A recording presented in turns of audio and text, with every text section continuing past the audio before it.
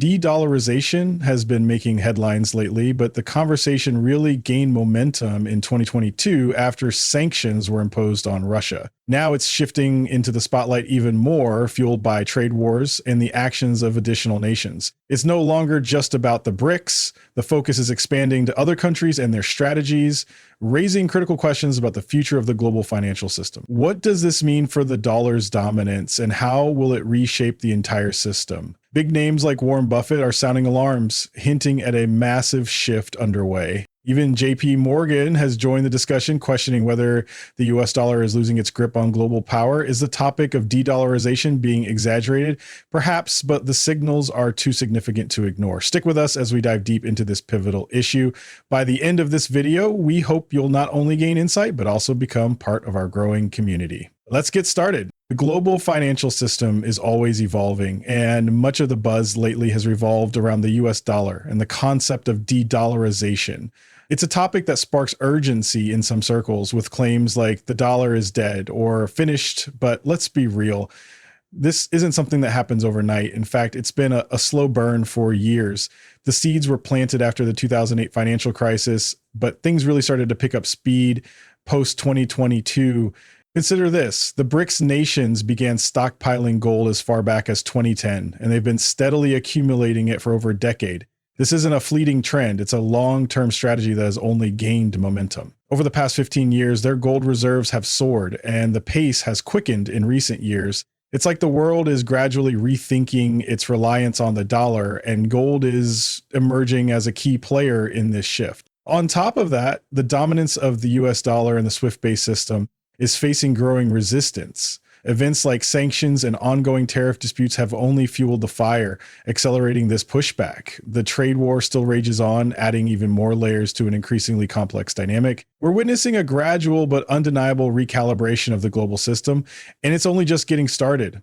When it comes to de-dollarization, it's important to understand that while the shift is undeniably affecting the US dollar, this isn't some sudden phenomenon. It's not a new development or something that appeared out of nowhere.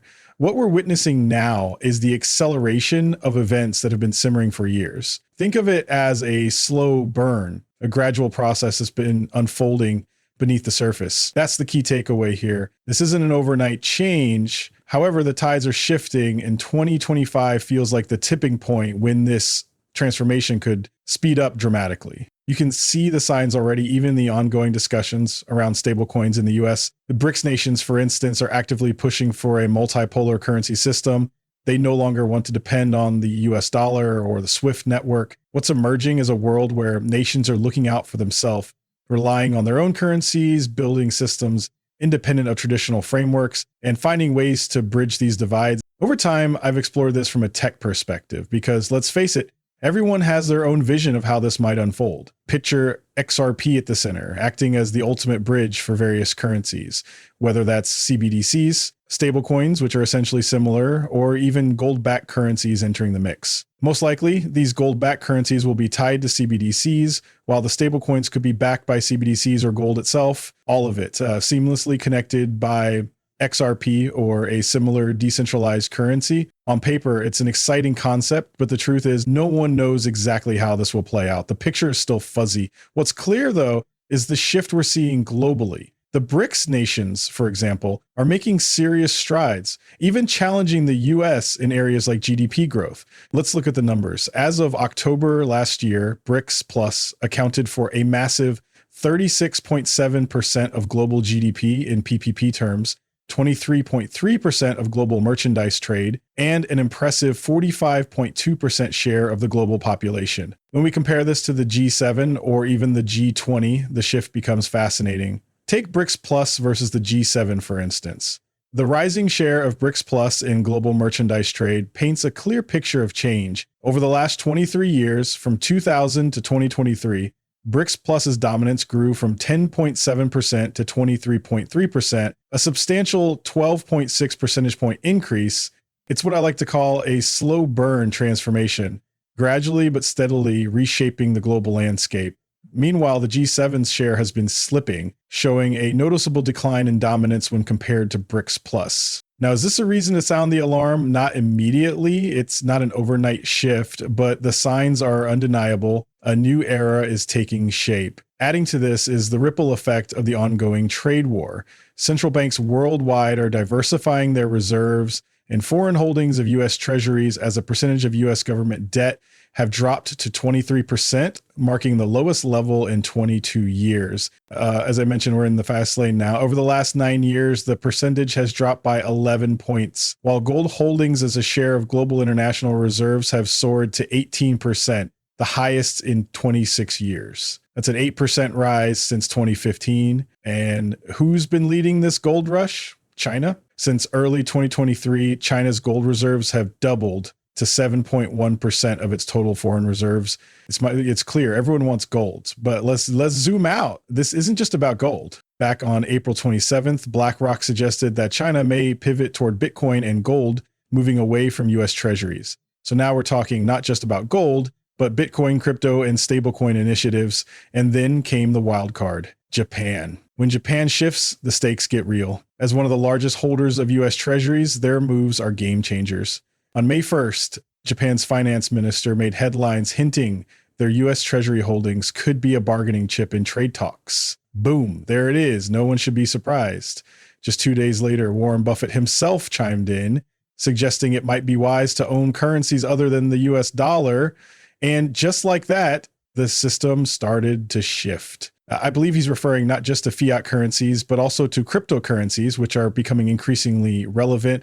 There's also the idea of exploring other alternatives. Gold, for instance, has long been considered a form of currency, if you think about it. But the spotlight here is on crypto, and for good reason. This is a massive signal, a glimpse into the future. In fact, we have a breakdown of his exact words. There could be things that would happen in the US that would make us want to own a lot of other currencies. While gold comes to mind here, the real focus is on crypto. Why? Because Warren Buffett seems to be recognizing a shift in the US Treasury market. This naturally brings us to stable coins, as major players like Tether are emerging as significant holders of US Treasuries. Now, I'm not saying you should rush out and stockpile stable coins or fiat currencies. No. My point is more about understanding the bigger picture. Think back to the pandemic in 2020, or even scenarios like trade wars. These moments highlight the growing importance of having a long-term perspective. In times of major global shifts, it's crucial to focus on assets that hold real long-term value, not just crypto or gold alone, but a mix of both and more. Pay attention to the subtle signals from the major players. They won't outright tell you to invest in this or buy that. Instead, they drop hints, a quiet warning, a nudge. The big picture is clear. Diversifying into crypto, gold, silver, and moving away from reliance on the US dollar is becoming increasingly important, especially in this inflationary period. Holding on to cash, it's like holding on to a slow leaking bucket. You're still losing money. So why not explore alternative paths and take a closer look at what's happening globally? The trade war is heating up, and BRICS nations like China are taking bold steps. For instance, China has just rolled out a plan to push its own payment system, a move designed to break free from the dollar and SWIFT. This is a big deal. They're building a digital-first ecosystem to challenge the status quo, and the ripple effects could reshape the financial landscape. With digital currencies and crypto conversations heating up, this shift is happening faster than many realize. The tech behind this new payment system is starting to take center stage, and it's impossible to ignore. Over in BRICS territory, they're charging ahead, leaving the US dollar in their rearview mirror. Russia's finance minister just revealed that 90% of their BRICS trade is now conducted in non-dollar currencies. Cross-border frameworks are being built to sidestep Western sanctions entirely. Okay, a unified BRICS currency? Not yet, but the foundations are being laid in real time. The global South and East are signaling they're done playing by the West's financial rules. Even Trump's tariff warnings can't halt this historic shift. But are we witnessing the birth of the next world reserve currency? No, I don't think so. This isn't about replacing the reserve currency or chasing dominance. It's about rewriting the system, reshaping the global order. What we're seeing could be this era's Bretton Woods moment unfolding right in front of us. BRICS nations appear laser focused on creating a multipolar currency landscape. And honestly, I think the US has started to come to terms with it. That's likely why we're pushing so hard for stablecoins right now. What's next feels inevitable. Moving away from fiat-based systems and stepping into the era of digital currencies. I think this is exactly why Warren Buffett is saying what he's saying here. A lot of people are going to misinterpret his words and jump to conclusions, showing, oh, he's talking about Bitcoin. It's all about Bitcoin, but it's not just about Bitcoin. It's much bigger than that. This is about cryptocurrencies as a whole, the ones that can deliver real world value or have the potential to revolutionize the way money moves globally. Right now, we're witnessing a series of significant events, de-dollarization included, that are all part of an accelerated shift. These aren't random occurrences. They're paving the way for a digital-based financial system. Some will call it crazy, but think about what we've been warned about over the years. Go back to 2015, when the World Economic Forum predicted a pandemic. Fast forward to 2020, and they said that pandemic was a chance to redefine how money moves. They pushed hard for digitalization, pointing out that physical cash usage was hitting historic lows. They called it the perfect time to reinvent currency. Everything is happening at just the right moment to speed up this shift. Even the trade wars, tariff talks, and global economic tensions all tie into this narrative.